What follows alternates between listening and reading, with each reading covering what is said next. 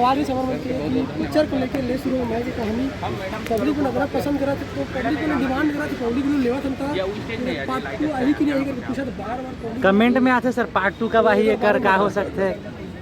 Part 2 मैं कहूँ अभी पार्ट 2 बनाया था मैं, लेकिन मोर छैया भैया के पार्ट 2 बना बहुत जल्दी, ओकरा बहुत डिमांड है। एक पार्ट 2 बनाऊँ बाद में।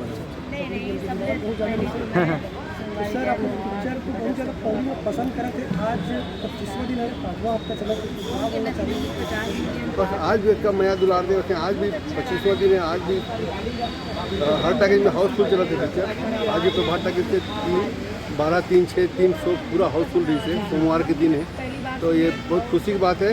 मैं हमारे दर्शक मतलब बहुत दिन से धन्यवाद करूँ, बहुत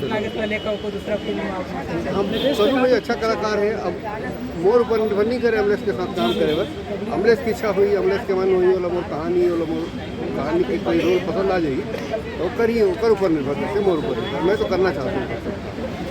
धन्यवाद। ये अगले साल मई कब तक आई करके अगले साल मई 2024 में मतलब देखने मेरी सिनेमा घर में